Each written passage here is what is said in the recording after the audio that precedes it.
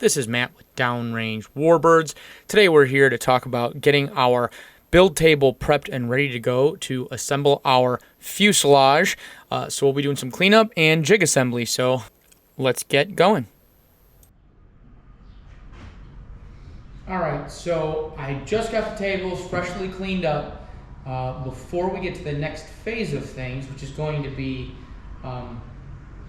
laying out the center section plans and getting the vertical set up, I need to cut the jigs required to go from there. So I'm going to get all the tools and stuff squared away, set up right now, get the plans out, figure out exactly what the dimensions are, mark them as we need to on the actual plywood that we have sitting back here, and go from there. So let's get moving on this, and you can see how these jigs are going to be set up, and then you'll see how I'll explain how I'll get them mounted here probably in the next few days.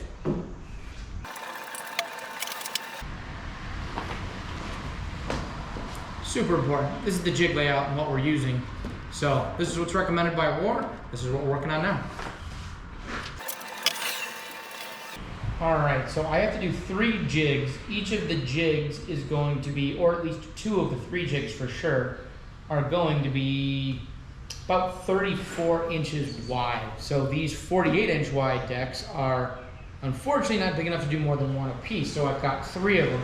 The extra on each of those is going to get used for the clamps that I need to manufacture to make this thing happen, because I have to build at least 2, 3, 4, 5, 6, 7, 8, 9, 10, 11 of these clamps that are going to be used for holding everything together once we kind of get moving. So I'm going to get some basic measurements off of the bottom, the widths, figure out where this is going to go, and get them marked. I may or may not cut them right now. Kind of a to be determined. We'll see how things go, because it's getting a little late in the day. So we'll get started and we'll go from there. So, all right. So we're going to start on cross member 3. So we're going to start on this guy right here. So I'm going to do these a little different. They've got it cut like a U shape, and then they have a cross piece nailed on top to keep the jig in place. What I'm going to do is I'm actually going to cut the entire dimension. I actually have a small hand router. I'm going to prop this sucker up, drill a pilot hole, and then use the side rail to make sure that I have absolutely perfect lines on this, and we're going to just cut out in a perfect interior shape on this, because it's going to be relatively easy to do with that router. So once we get that rolling, we'll go from there. So I'll get this marked as it sits, and we'll progress.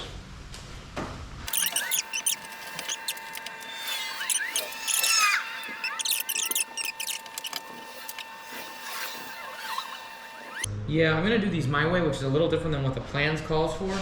I'm willing to risk it because there's no reason for them to be cut as a U with a cross member nailed across the top versus just cutting it with an open center section. I've got enough material to make it happen, so I'm not going to mess with it.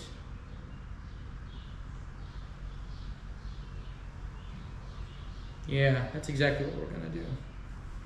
That's exactly what we're going to do. So, let's get it marked.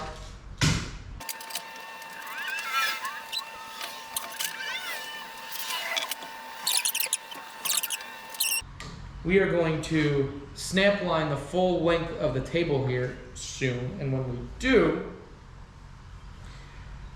and these get mounted, we need to make sure we actually have them centered where it needs to go, because we're going to snap line the table once, and then throw the plans over the top of it, and then snap line over it again. Currently, I have a designated center spot with a screw heads popping up about 1/2 inch at the front and the rear of the table.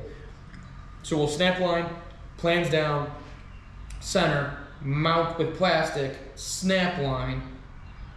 Well, we'll probably snap line the paper, then put plastic down just so it's epoxy proof, and go from there. Because the plastic we used before worked great. For the most part, I used the wax paper for the epoxying, but I did risk it with the last pieces that I had to do just because I needed to snap them up real quick and I didn't have a piece of wax paper handy. Worked great. No adhesion. So they dried up for 3 days, I think it's set up, and it's still peeled right away. So wax paper, that plastic we're using, great option for that. So we have our center line squared away.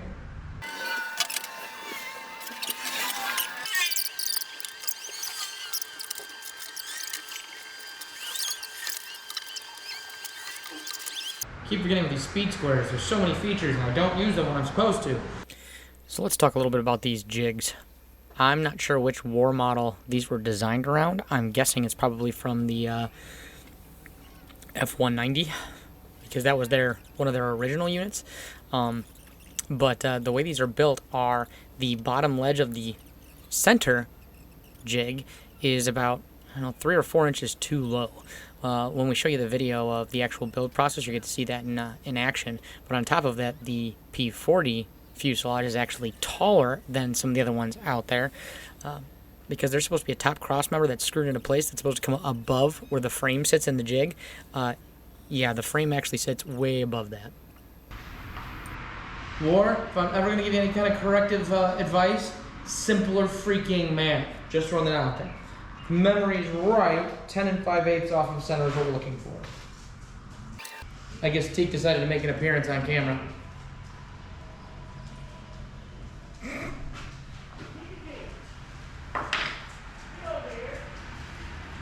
And away she goes.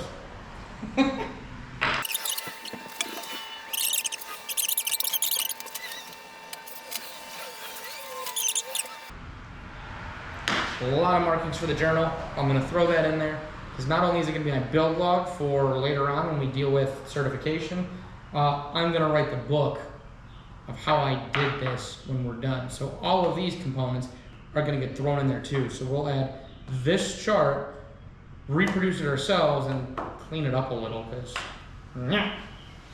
the center marks would be nice, especially.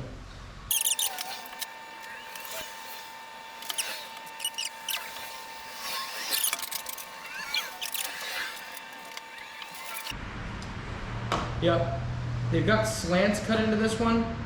Couldn't for the life of me tell you why. They even got them labeled as should be 2 inches from the top there. I don't know for the life of me what the purpose of that is. Sure as heck can't be to save lumber, because it's just extra scrap. So, if I do find out something different, I promise I will update you in the videos. But in the interim, I'll get to work on this. So about those uprights. The cutouts, totally unnecessary. Not sure why they're there. Stylization points. The big purpose of the uprights and the cross members that go across to bind them is to make sure that when you're building the frame components, they're coming in square. Because ideally you want this frame, once it's boxed out, to be square. As long as you cut the side rails of this properly, you should be good to go. If there's any external pressure on them, there's any twist on them, whatever, then you really want to have that top cross member in place. I lucked out, and you'll see that in the later videos, where it wasn't a necessity. So it kind of worked out okay, but that was ultimately what the purpose of those vertical members are.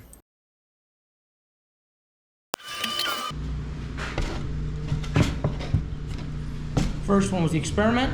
Worked pretty well.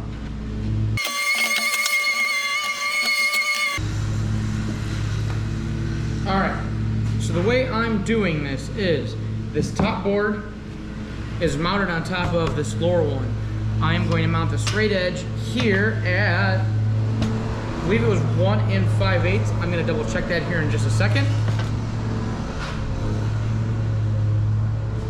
I will pre-drill a hole in the deck, use this to keep the edge straight, and then I will actually use my Harbor Freight router to cut right along the edge and then stick it close here, here, here, and then cut out this center section. So I won't mess around with a saw or any of that stuff, trying to keep that straight and flush. This does a great job of it. I could have probably done this with a saw, but you know what? This will work just fine. And frankly, I could use the router. So.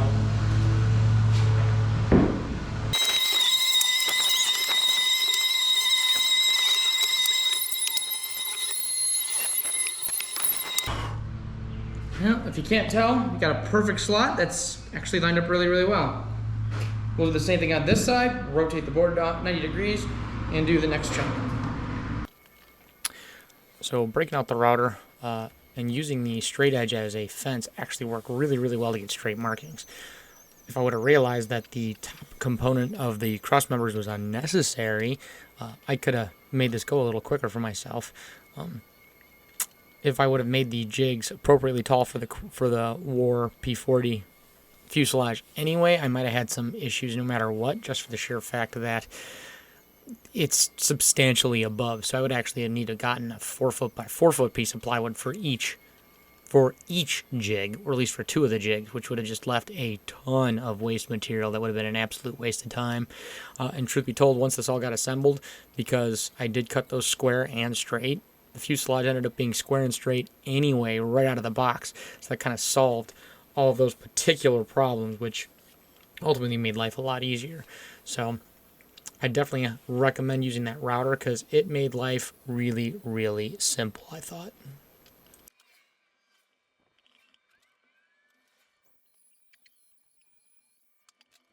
Did it work? It did. Is it perfect? No. I tried something new on this last cut to see if it would work. It did not, but it will suffice for what we're doing for this project. So we are done with the jigs. Now it's time to get the corners cleaned up, and as soon as that's done, we will get the center line drawn on the table. Center line drawn on the table, plans come on, center line for that, cut the last pieces, and then on to the next part of the fuselage. So stay tuned.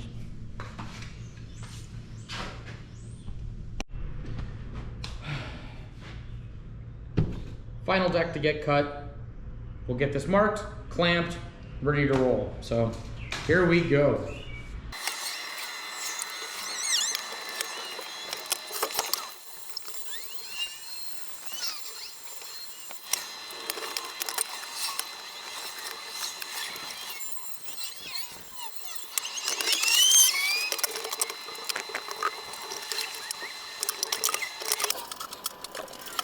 Yep, you guys are getting everything up to and including all the table prep and cleaning. You're missing some of the details on this one where I actually sat there, leveled it, made sure it was square and flat. The table's not level actually, but I did throw the straight edge and the straight edge across it in a number of places just to confirm, and then elevated the tape line as well, which was done off camera just to make sure that everything was square to itself and flat completely across, because if that actually had a bow or a bend because the left side table or the right side table or whatever was too high, too low, the center of the table was too high, too low, whatever, that's going to have a very drastic effect on the results of the actual construction of the airplane. And for the record, this plastic, freaking amazing. Don't remember where I got that gigantic roll. They're basically giant plastic bags, but holy jeebus, super great to work with, super easy to work with. They're perforated every 8 feet, so technically that's 2 giant bags sitting across there, but totally transparent. You can see the plans right through them. Makes life very, very simple for all the glue ups and everything coming.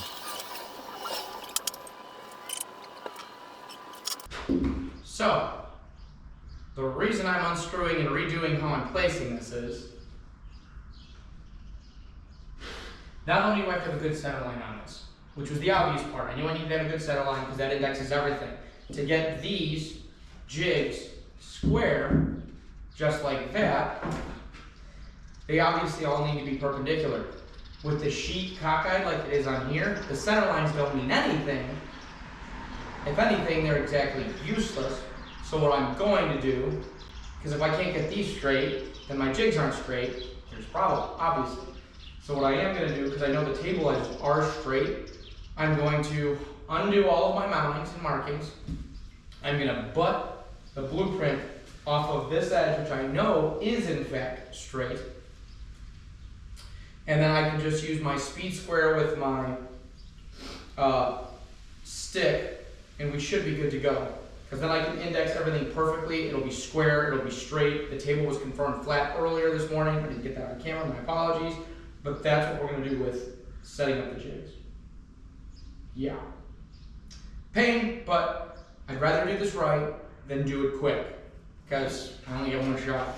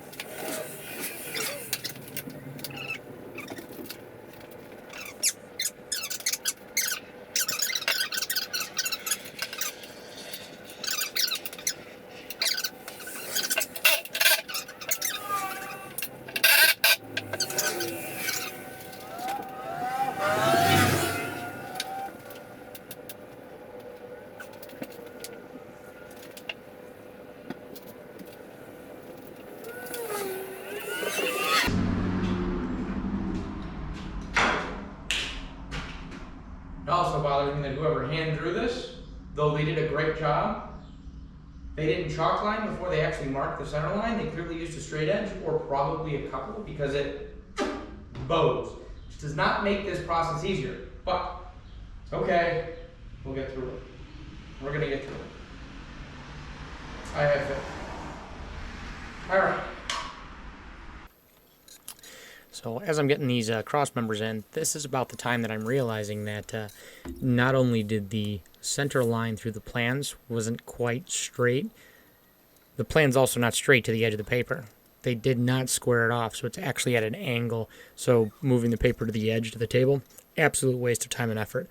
I actually had to run a new center line all the way down the sheet in the middle of the paper where the actual center was in place so that I would be able to throw the speed square on top of it and actually measure where that was going to be going. So that was a fun surprise that I had to deal with in order to make sure that everything was square to center line, because otherwise these jigs were going to be really messed up.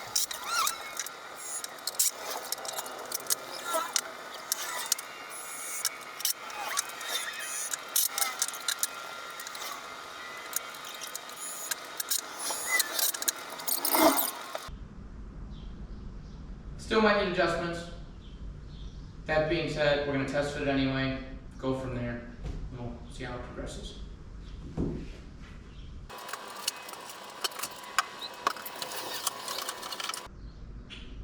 Well, this matched the drawing and the gaps might be a little small. Well, the obvious solution is we're going to cut the top crop numbers off, at least from this side, I don't know about that side, and then when we're done cutting those off, we'll go from there. And this is exactly where we figured out that the sidewalls did not fit in the jigs. Those will get cut off camera, but stay tuned for the next video to see the rest of the fuselage build out.